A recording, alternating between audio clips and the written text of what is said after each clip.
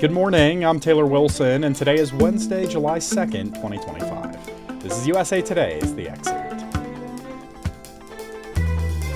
Today we take a closer look at some of the political ramifications around the bill centered on Trump's legislative priorities.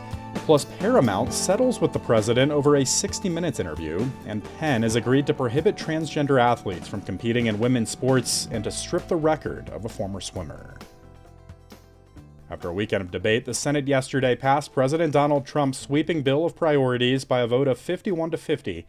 It preserves 2017 tax cuts, invests billions into the military and border security, and fulfills a major 2024 campaign promise by extending federal tax breaks for low-wage tipped workers.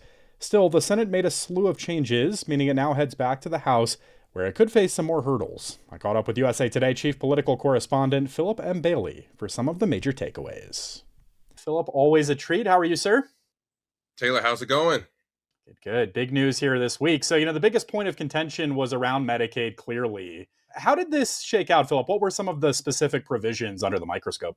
There are different things in it that I think he and his supporters will be happy about. Extending the 2017 tax cuts that he did in his first term, boosting military and border security, fulfilling that campaign promise to extend federal tax breaks to low-income or low-wage tipped workers, such as waiters, hairstylists, and others. But what was interesting, Taylor, was that there was bipartisan agreement in opposition to the legislation, and that focused on the cuts to Medicaid, the program set up for low-income Americans to provide health insurance.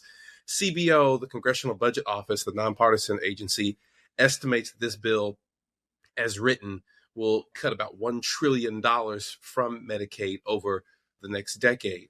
And what's interesting, Taylor, is the focus really was on, like 71 million people are on Medicaid presently, but there are estimates wildly from like 11.8 million all the way up to 20 million, depending on what study you look at, that say people could be dumped off of the Medicaid rolls as a result of this. Because of that, you saw a bipartisan group of senators, all Democrats and a handful of Republicans, particularly Senator Thom Tillis of North Carolina, object to that and pointing out that, hey, look, this is going to hurt folks back in my home state. And you saw that from a lot of Republicans leading up to this, even some who voted for it, like Josh Hawley, Republican from Missouri, even Steve Bannon, one of Donald Trump's former advisors, warned in the early onset of this legislation coming to Congress that, hey, a lot of MAGA folks are on Medicaid. So expect Democrats to really lean into this. They're already doing it now on social media and in their multitude of platforms. And I think you're going to see a lot of folks, particularly in red states, are going to be disproportionately impacted.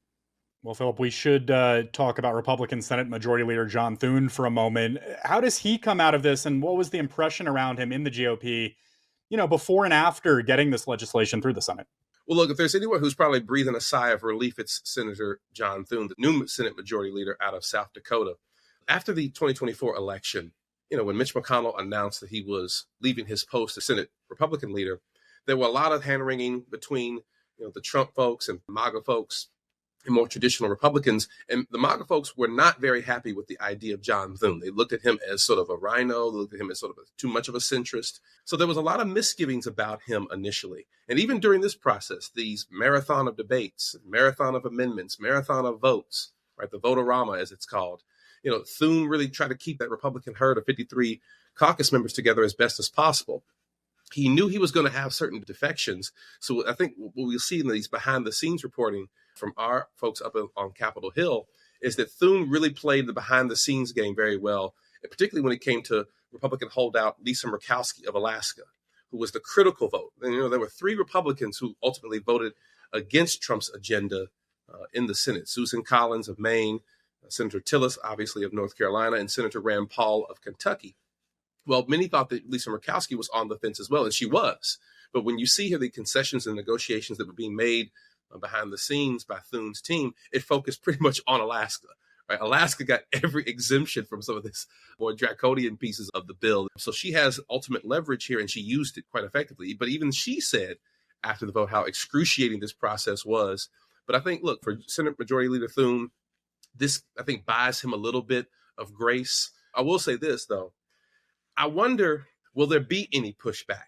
Because now this is going to be, particularly when it comes to the Medicaid cuts, it's going to be a big issue in 2026. And Senator Thune was a very critical voice against Donald Trump When it came to the January 6, 2021 riots, he opposed Trump's efforts to overturn the 2020 election. He supported Senator Tim Scott to be the Republican nominee instead of Donald Trump. So he's been someone who has been very critical. And the MAGA folks kept their eye on Thune. So I don't know how long this grace period will last, but Senator Thune, for his first major test as majority leader, I think passed. Well, Elon Musk was back in the headlines this week, Philip. He and President Trump continue to trade jabs, especially in the context of this legislation. Just what did we hear this week, and did any of this have an actual impact on the Trump legislative goals? Yeah, Elon returns, right? I mean, we saw from last month that Elon Musk, the world's richest person, was having an on-again, off-again frenemy relationship with the president, was very critical, lobbed a lot of personal attacks against Donald Trump last month that he basically pulled back from and said, my bad, I shouldn't have taken it that far, basically alluding to or suggesting that President Trump was in the Epstein files. There is no evidence of that at this point. But Musk returned over the weekend to really speak out against the big, beautiful bill, mainly on grounds of how much it adds trillions of dollars to the national debt. He called out Republican lawmakers, often by name, saying, how could you vote for this when you campaigned for cutting government spending?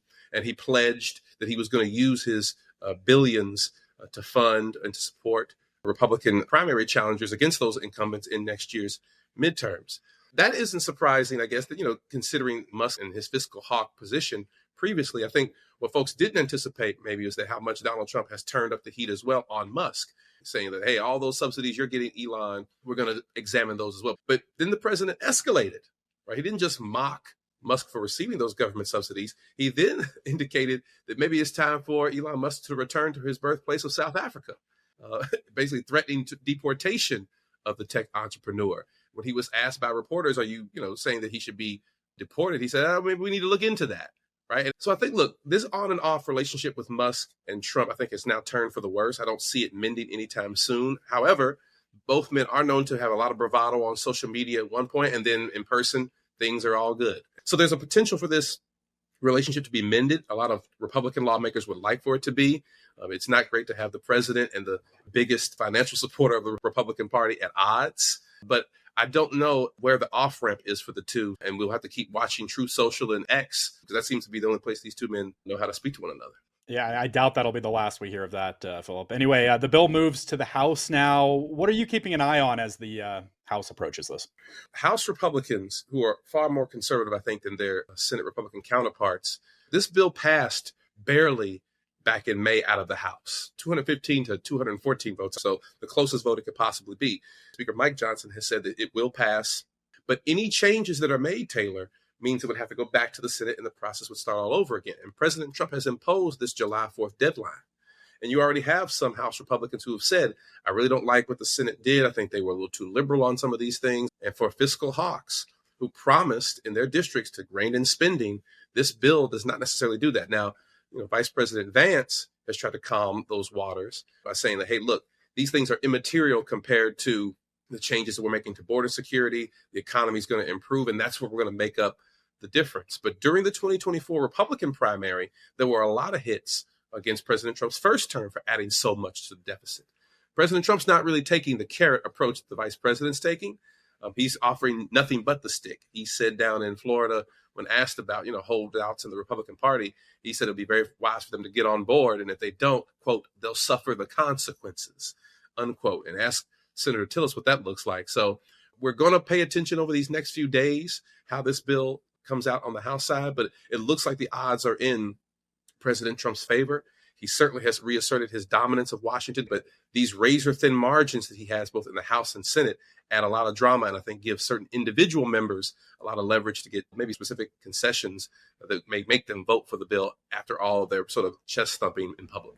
I always love picking your brain, Philip. Philip Ben Bailey is USA Today's chief political correspondent. Thank you, sir. See you, man.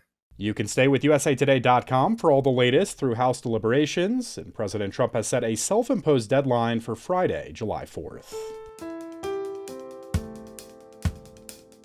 CBS parent company Paramount has settled a lawsuit filed by President Trump over an interview broadcast in October. Paramount said it would pay $16 million to settle the suit, with the money allocated to Trump's future presidential library and not paid to Trump directly or indirectly. The company added that the settlement does not include a statement of apology or regret. Trump filed a $10 billion lawsuit against CBS in October, alleging the network deceptively edited an interview that aired on its 60 Minutes news program with then Vice President and presidential candidate Kamala Harris to tip the scales in favor of the Democratic Party in the election. In an amended complaint filed in February, Trump bumped his claim for damages to $20 billion. According to the suit, CBS aired two versions of the Harris interview, where she appears to give different answers to the same question about the Israel-Hamas war. CBS previously said the lawsuit was completely without merit. The University of Pennsylvania has agreed to prohibit transgender athletes from competing in women's sports and to strip the record of former swimmer Leah Thomas as part of an agreement with the Department of Education. Penn entered the resolution agreement yesterday to comply with Title IX, the DOE announced, as the university has been under investigation surrounding the case of Thomas, who became the first openly transgender athlete to win an NCAA Division I title. Under the agreement, Penn will restore the swimming records and titles of its female athletes that were broken by Thomas. The university will also not allow transgender athletes to compete in female athletic programs, and it has to send personal apology letters to impacted swimmers. The quarterfinals are now set in the FIFA Club World Cup. The soccer tournament hosted by the U.S. saw Real Madrid beat Juventus yesterday, followed by Borussia Dortmund over Monterrey. And the quarterfinal matchups are set for Friday and Saturday in Orlando, Philadelphia, Atlanta, and New Jersey. Meanwhile, also in soccer, the U.S. men's national team will take on Guatemala tonight in the Gold Cup. They'll play the winner of Mexico and Honduras if they advance. You can stay with USA Today Sports for more. And later today, we all navigate them, whether they be the walls throughout our homes, neighborhoods, and the places we choose to frequent, or the internal walls that allow us to maintain our distance from others. But what do the walls we erect represent when we look at how they shape our society as a whole? In fact, it was the border wall in particular and the slogan, "Build the Wall," that was such a powerful image and idea in the run-up to the 2016 presidential election that motivated me to pursue the research for this book. That was Anand Pandian, professor of anthropology at Johns Hopkins University and author of a new book, Something Between Us, on shelves now. Anand joins my colleague Dana Taylor to discuss his experiences seeking out people whose views he disagrees with, to explore whether our disconnection is a choice or a consequence of living within a world of physical, political, and psychological walls. You can hear that conversation right here today, beginning at 4 p.m. Eastern Time. Thanks for listening to The Excerpt. You can get the podcast wherever you get your audio. And as always, you can email us at podcasts@usatoday.com. I'm Taylor Wilson, and I'll be back tomorrow with more of The Excerpt from USA Today.